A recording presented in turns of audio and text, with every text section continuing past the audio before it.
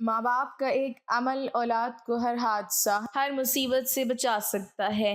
حضور صلی اللہ علیہ وسلم نے فرمایا، ماں باپ یہ عمل کر لیں، مجھے قسم ہے اس ذات کی جس کے قبضے میں میری جان ہے، ان کی اولادیں ہر پریشانی، ہر مصیبت، تنگ دستیاں، حادثہ اور شیطان کی شر سے ہمیشہ محفوظ رہیں گے۔ یہ عمل کرنے سے ان کی اولاد اللہ کے سائے میں آ جاتی ہے۔ وہ عمل یہ ہے، بسم اللہ الرحمن الرحیم۔ حدیث المسلم میں یہ روایت مرکوز ہے۔ حضرت محمد مصطفیٰ صلی اللہ علیہ وسلم نے فرمایا، اگر میں ماں باپ کو اس دنیا میں پاتا تو میں نماز عشاء کے فرض پڑھ رہا ہوتا تو کسی ایک کی آواز سن لیتا تو میں نماز چھوڑ کر انہیں لبیک کہتا۔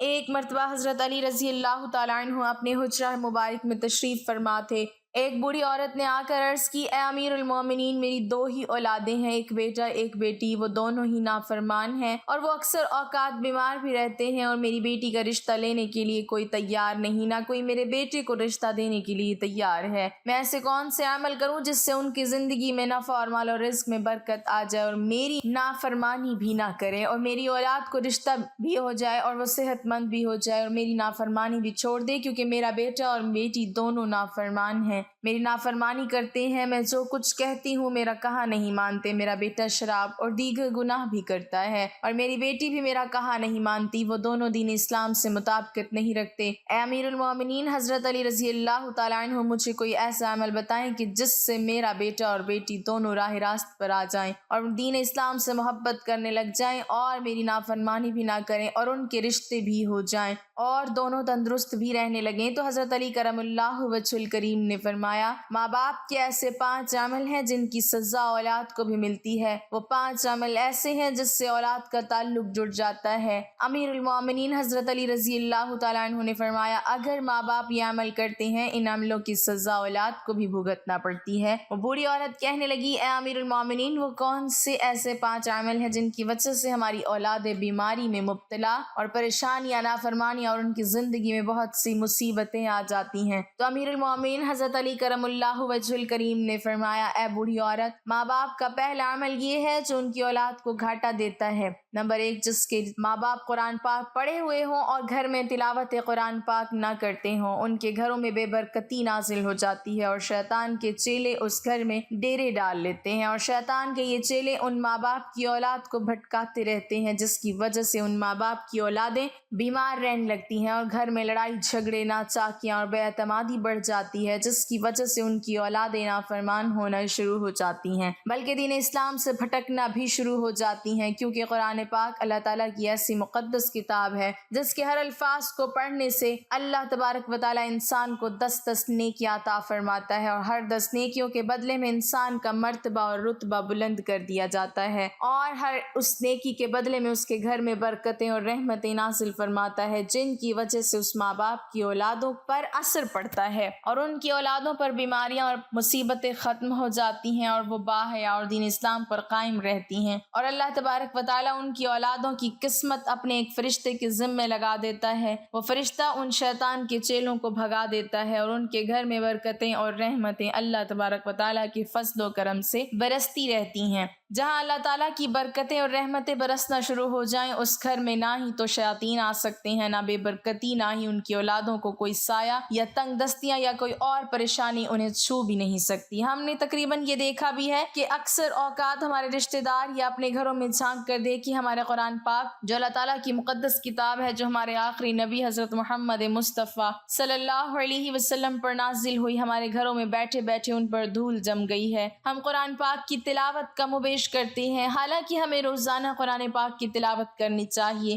تاکہ ہمارے گھروں میں برکتیں اور رحمتیں اللہ تعالیٰ کی عطا ہوتی رہیں۔ جو ماں باپ قرآن پاک پڑھ کر بھی نہیں پڑھتے، ان کی اولادیں بے حیا، بے شرم اور تنگ دست ہو جاتی ہیں، لہٰذا ہر ماں باپ کو چاہیے قرآن پاک کی تلاوت کرتے رہا کریں۔ نمبر 2، امیر المومنین حضرت علی رضی اللہ تعالیٰ عنہ نے فرمایا، جس گھر میں ماں باپ روزانہ لڑتے ہیں اور گالیاں ایک دوسرے کو دیتے ہیں، جہاں گالیاں دی جائیں صرف شیطان ہی اس گھر میں ڈیرے ڈال لیتے ہیں اور ان کو بھٹکاتے رہتے ہیں۔ آپ خود سوچ کر دیکھیے، جہاں जहाँ अल्लाह के फरिश्ते ना आए तो वो घर तो जहन्नुम कहलाएगा।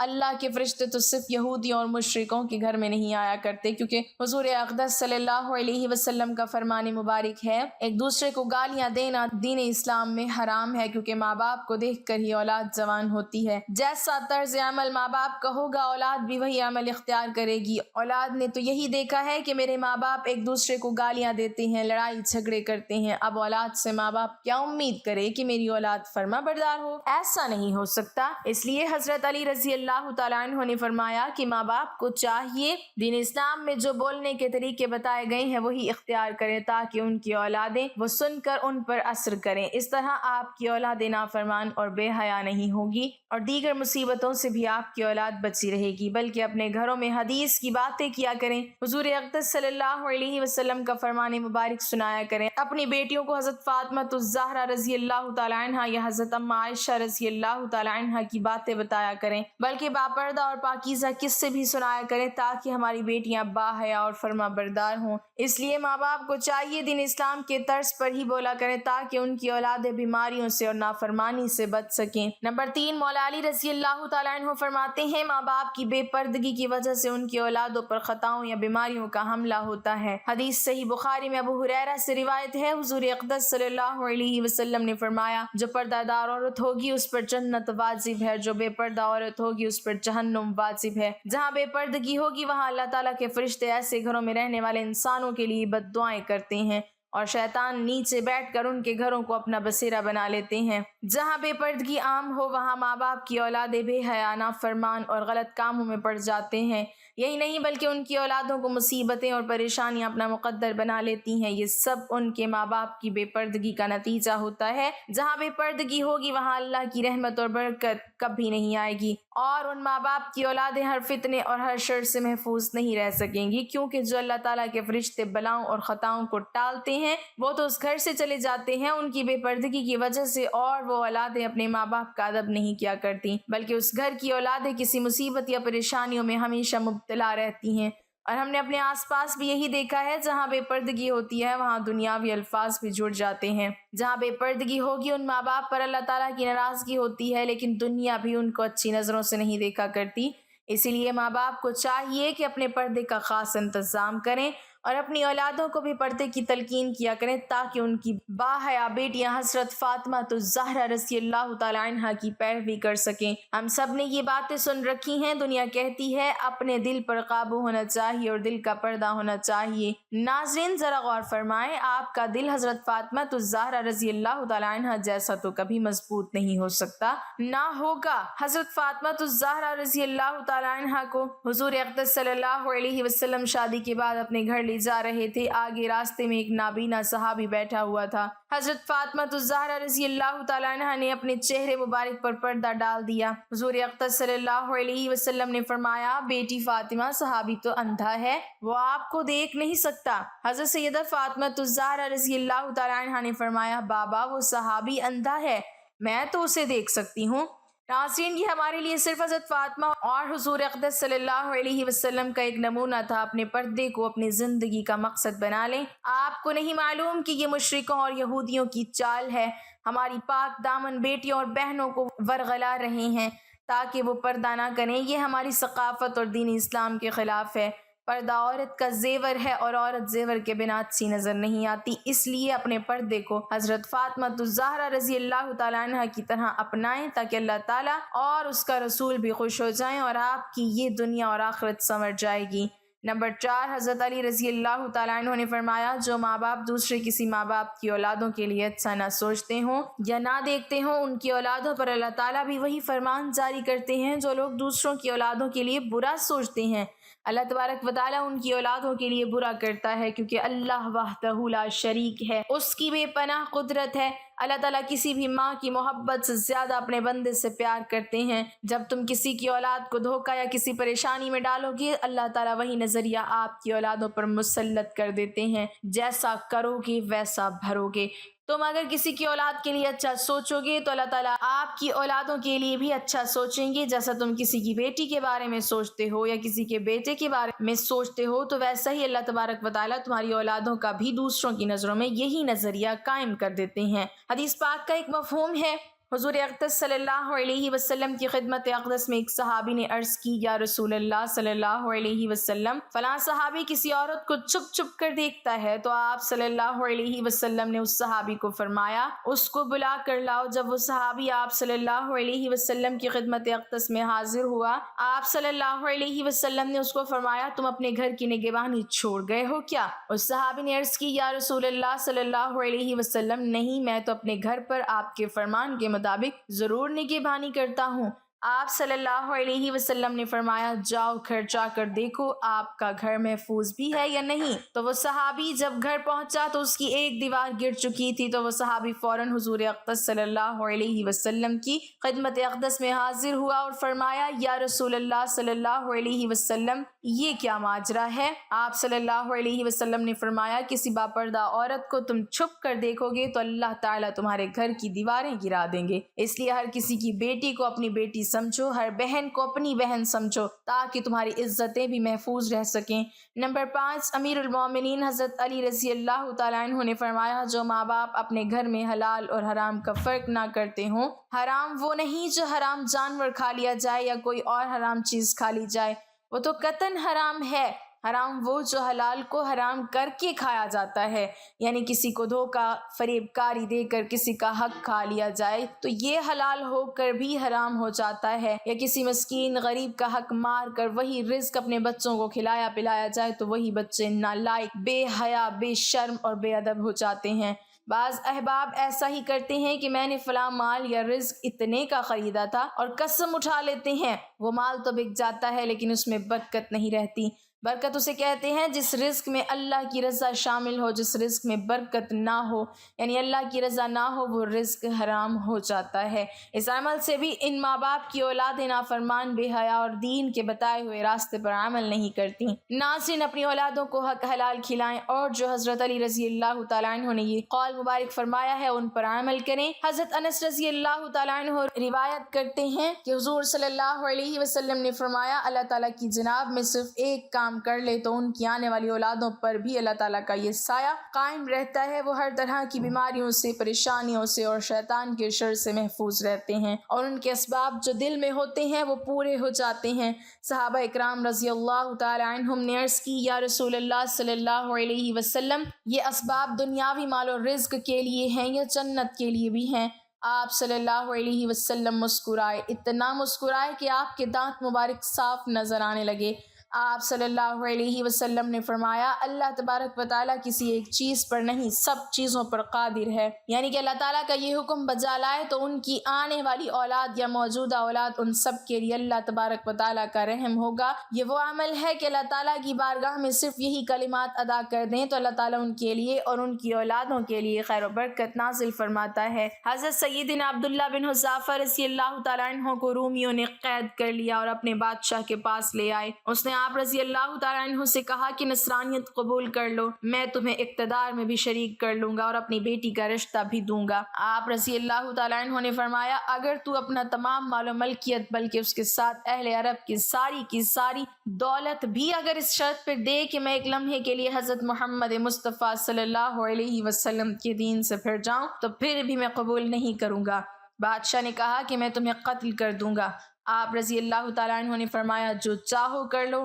چنانچہ بادشاہ کے حکم سے آپ رضی اللہ تعالیٰ عنہ کو سولی پر لٹکا دیا گیا اور تیر اندازوں کو کہا کہ ان کے ہاتھ اور پاؤں پر آہستہ آہستہ چوٹیں لگاؤ۔ انہوں نے ایسا کرنا شروع کیا۔ اس دوران بادشاہ برابر آپ رضی اللہ تعالیٰ عنہ پر نصرانیت یعنی کرسچن مذہب پیش کرتا رہا، لیکن آپ رضی اللہ تعالیٰ عنہ صبر و استقلال کا دامن مضبوطی سے تھامے ہوئے ڈٹے رہے۔ پھر اس نے سولی سے اتارنے کا حکم دیا۔ اس کے بعد بادشاہ نے تانبے کی ایک دیگ تپانے کا حکم دیا اور ایک اور مسلمان قیدی کو آپ رضی اللہ تعالیٰ عنہ کے سامنے تپتی ہوئی دیگ میں ڈلوا دیا اور اس نے وہیں تڑپ کر جان دے دی۔ اس کے بعد پھر بادشاہ نے کوشش کی کہ یہ نصرانیت یعنی کرسچن مذہب قبول کر لیں، لیکن آپ رضی اللہ تعالیٰ عنہ نے صاف انکار کر دیا۔ آخر بادشاہ نے آپ رضی اللہ تعالیٰ عنہ کو بھی گرما گرم دیگ میں ڈالنے کا حکم دیا۔ جب جلاد انہیں اٹھا کر اس آگ سے دہکتی ہوئی دیگ کی طرف لے جا رہے تھے تو بے ساختہ آپ رضی اللہ تعالیٰ عنہ کی آنکھوں سے آنسو ٹپک پڑے۔ یہ دیکھ کر بادشاہ کو کچھ امید پیدا ہوئی کہ شاید اب اسلام کو چھوڑ کر میرا مذہب قبول کر لیں گے۔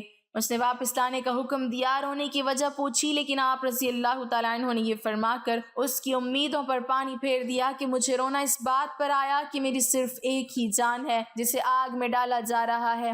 کاش میرے پاس اتنی جانیں ہوتی جتنے میرے جسم پر بال ہیں، اور میں سب کو راہ خدا پر قربان کر دیتا۔ بادشاہ صحابی رسول صلی اللہ علیہ وسلم کی زبردست استقامت کو دیکھ کر حیرت میں پڑ گیا، اور اس نے کہا، اس طرح کرو کہ میرے سر کو بوسہ دو، میں تمہیں آزاد کر دوں گا۔ آپ رضی اللہ تعالیٰ عنہ نے فرمایا کہ کیا میرے ساتھ سارے مسلمان قیدیوں کو بھی رہا کر دو گے؟ اس بادشاہ نے کہا، ہاں۔ چنانچہ آپ رضی اللہ تعالیٰ عنہ نے اس کے سر کو چوما۔ بادشاہ نے آپ رضی اللہ تعالیٰ عنہ کو اور تمام مسلمان قیدیوں کو آزاد کر دیا۔ دیکھا آپ نے اصحاب رسول حضرت سیدنا عبداللہ بن حذیفہ کو کہ آپ رضی اللہ تعالیٰ عنہ استقامت کے کس قدر زبردست پہاڑ تھے، شریعت کی دی ہوئی ہدایت اور حضور اقدس صلی اللہ علیہ وسلم کی اطاعت کے ذریعے اپنی جان بچانے کے لیے راضی نہ ہوئے، بلکہ عزیمت پر عمل کرتے ہوئے اپنے موقف پر ڈٹے رہے، اور اگر غم تھا، صدمہ تھا، تڑپ تھی تو یہ تھی کہ کاش میرے روئے روئے میں ایک ایک جان ہوتی اور میں اپنی کروڑوں جانوں کو اپنے پیارے اللہ رحمان پر قربان کر دیتا۔ پھر جب عزیمت پر قائم رہتے ہوئے جان بچنے کی صورت درپیش ہوئی، تب بھی فقط آپ نے فکر نہ کی بلکہ مسلمانوں کی زبردست خیر خواہی کی مثال قائم کرتے ہوئے سارے ہی مسلمان قیدیوں کی رہائی کی ترکیب فرمائی۔ حضرت سیدنا ابو سعید خدری رضی اللہ تعالیٰ عنہ سے مروی ہے، آپ رضی اللہ تعالیٰ عنہ فرماتے ہیں کہ حضرت اسامہ بن زید بن ثابت رضی اللہ تعالیٰ عنہ نے سود بنار کے عوض 1 مہینے کے لیے ایک باندی خریدی، تو میں نے حضور نبی کریم صلی اللہ علیہ وسلم کو فرماتے ہوئے سنا، کیا تم اسامہ پر تعجب نہیں کرتے جو مہینے کا سودا کرتا ہے؟ یقیناً اسامہ لمبی امید والا ہے۔ اس پاک ذات کی قسم جس کے دست قدرت میں میری جان ہے، جب میں اپنی آنکھیں جھپکتا ہوں تو یہ گمان کرتا ہوں کہ کہیں میری پلکیں کھلنے سے پہلے ہی اللہ تعالیٰ میری روح قبض نہ فرما دیں، اور جب اپنی پلکیں اٹھاتا ہوں تو یہ گمان کرتا ہوں کہ کہیں انہیں جھکانے سے پہلے ہی موت کا وعدہ نہ آ جائے، اور جب کوئی لقمہ منہ میں ڈالتا ہوں تو یہ گمان کرتا ہوں کہ موت آنے سے پہلے اسے نگل نہ سکوں۔ اے لوگو، اگر تم عقل رکھتے ہو تو اپنے آپ کو مردوں میں شامل کرو، کیونکہ تم سے جو وعدہ کیا جاتا ہے وہ ہو کر رہے گا۔ راوی کہتے ہیں کہ حضرت سیدنا اسامہ بن زید رضی اللہ تعالیٰ عنہ نے اس باندی کو اپنا ہاتھ تنگ ہونے کی وجہ سے خریدا تھا، یعنی اس وقت مال موجود تھا، بعد میں نہیں خرید سکتے تھے۔ روایت ہے، حضرت انس رضی اللہ تعالیٰ عنہ فرماتے ہیں، رسول خدا صلی اللہ علیہ وسلم نے فرمایا کہ رب تعالیٰ فرماتا ہے، اے اولاد آدم، جب تم مجھ سے دعا مانگے اور مجھ سے آس لگائے تو میں تجھے تیرے عیوب کے باوجود بخشتا رہوں گا، کیونکہ میں بے پرواہ ہوں۔ اے ابن آدم، اگر تیرے گناہ کنارہ آسمان تک پہنچ جائیں گے تو پھر مجھ سے معافی مانگے، مجھے کسی کے ساتھ شریک نہ کرے تو میں تجھے بخش دوں گا، کچھ پرواہ نہ کروں گا۔ اے اولاد آدم، اگر تو زمین بھر خطاؤں کے ساتھ ملے مگر ایسے ملے کہ کسی کو میرا شریک نہ ٹھہراتا ہو، تو میں زمین بھر بخشش کے ساتھ تیرے پاس آؤں گا۔ حضرت ابو ہریرہ رضی اللہ تعالیٰ عنہ روایت فرماتے ہیں کہ ایک شخص نے حضور صلی اللہ علیہ وسلم کی خدمت میں حاضر ہو کر عرض کیا، یا رسول اللہ صلی اللہ علیہ وسلم، مجھے کوئی ایسا مختصر عمل بتائیں کہ میں اس دنیا میں باوقار ہو جاؤں اور قیامت کے روز بھی سرخ رو ہو جاؤں۔ آپ رضی اللہ تعالیٰ عنہ نے فرمایا، تم غصہ نہ کیا کرو، کیونکہ غصہ تمہیں جہنم کے کنارے تک لے جاتا ہے۔ پہلوان وہ نہیں جو 10 آدمی کو بچھاڑ دے، پہلوان وہ ہے جو اپنے غصے پر قابو رکھ سکے۔ حضرت سیدنا سلمان فارسی رضی اللہ تعالیٰ عنہ فرماتے ہیں کہ حضور صلی اللہ علیہ وسلم نے فرمایا، مسلمان جب نماز پڑھتا ہے تو اس کے گناہ اس کے سر پر رکھ دیے جاتے ہیں، جب بھی وہ سجدہ کرتا ہے اس کے گناہ جھڑنے لگتے ہیں، لہٰذا جب وہ اپنی نماز سے فارغ ہوتا ہے تو اس کے تمام گناہ جھڑ چکے ہوتے ہیں۔ امیر المومنین حضرت سیدنا عثمان رضی اللہ تعالیٰ عنہ کے غلام حضرت سیدنا حارث رضی اللہ تعالیٰ عنہ فرماتے ہیں کہ ایک مرتبہ ہم حضرت عثمان رضی اللہ تعالیٰ عنہ کے ساتھ بیٹھے ہوئے تھے کہ اذان کا وقت ہو گیا، تو آپ رضی اللہ تعالیٰ عنہ نے وضو کے لیے پانی مانگا۔ میرا خیال ہے کہ وہ پانی ایک پیمانے کی مقدار میں تھا۔ آپ رضی اللہ تعالیٰ عنہ نے وضو فرمایا، پھر فرمایا، میں نے رسول خدا صلی اللہ علیہ وسلم کو اسی طرح وضو کرتے ہوئے دیکھا، تو نبی کریم صلی اللہ علیہ وسلم نے فرمایا، جو اس طرح وضو کرے پھر ظہر کی نماز ادا کرے تو اس کے ظہر اور فجر کے درمیان کے گناہ معاف کر دیے جائیں گے، پھر عصر کی نماز ادا کرے تو اس کے عصر اور ظہر کے درمیان کے گناہ معاف کر دیے جائیں گے، پھر مغرب کی نماز ادا کرے تو اس کے عصر اور مغرب کے درمیان کے گناہ معاف کر دیے جائیں گے، پھر عشاء کی نماز پڑھیں تو اس کے عشاء اور مغرب کے درمیان کے گناہ معاف کر دیے جاتے ہیں، پھر شاید وہ اپنی رات لیٹ کر گزارے، اگر وہ بیدار ہو کر وضو کر کے صبح کی نماز پڑھے تو فجر و عشاء کے درمیان کے گناہ معاف کر دیے جائیں گے۔ یہ نمازیں جو برائی کو مٹا دیتی ہیں۔ حضرت سیدنا انس رضی اللہ تعالیٰ عنہ روایت فرماتے ہیں کہ رسول خدا صلی اللہ علیہ وسلم نے ارشاد فرمایا، اللہ تبارک و تعالیٰ فرماتے ہیں، اے ابن آدم، تو نے جب بھی مجھے پکارا اور مجھ سے رجوع کیا، میں نے تیرے گناہوں کی بخشش کر دی اور مجھے اس کی پرواہ نہیں۔ اور اے ابن آدم، اگر تیرے گناہ آسمان تک پہنچ جائیں پھر تو مجھ سے مغفرت طلب کرے تو میں تیری بخشش کر دوں گا، اور میری ذات بے نیاز ہے۔ اے ابن آدم، اگر تیری مجھ سے ملاقات اس حالت میں ہو کہ تیرے گناہ پوری زمین کو گھیر لیں لیکن تو نے شرک کا ارتکاب نہ کیا ہو تو میں تیرے گناہوں کی بخشش کر دوں گا۔ اور حضرت سیدنا انس رضی اللہ تعالیٰ عنہ سے روایت ہے کہ رسول خدا صلی اللہ علیہ وسلم نے فرمایا کہ جب بندہ اپنے گناہوں سے توبہ کرتا ہے تو اللہ تعالیٰ لکھنے والے فرشتوں کو اس کے گناہ بھلا دیتا ہے، اور اسی طرح اس کے اعضاء یعنی ہاتھ پاؤں کو بھی بھلا دیتا ہے، اور اس کی زمین پر نشانات بھی مٹا دیتا ہے، یہاں تک کہ قیامت کے دن جب وہ اللہ عز و جل سے ملے گا تو اللہ تعالیٰ کی طرف سے اس کے گناہ پر کوئی گواہ نہ ہوگا۔ سب خوبیاں اللہ عز و جل کے لیے جو ایسا رحیم ہے کہ اپنے رحم دل بندوں پر بے انتہا رحم فرماتا ہے۔ وہ ایسا رحم کرتا ہے جو نافرمانوں پر بھی کرم کی بارش برساتا ہے۔ وہ ایسا رحیم ہے کہ جب کسی گناہ گار کو اپنی لغزش و نافرمانی پر حسرت و ندامت کرتے ہوئے ملاحظہ فرماتا ہے تو اس کی پردہ پوشی فرماتا ہے اور ان کی اولادوں کے لیے خیر و برکت والے اسباب فرما دیتا ہے، ان کی اولاد کو بھی اپنے سائے میں پناہ دیتا ہے۔ وہ ایسا ہے کہ دلوں کے بھید خوب جانتا ہے، نیتوں پر قادر ہے۔ ہم اللہ تعالیٰ سے دست ادب گریہ و زاری سے دعا کرتے ہیں تمام مسلمان بہن بھائیوں کی اولادوں کو اللہ تعالیٰ اپنے حفظ امان میں رکھے، آمین۔ ناظرین، کمنٹ باکس میں اللہ تعالیٰ کے 99 ناموں میں سے ایک نام ضرور ٹائپ کریں۔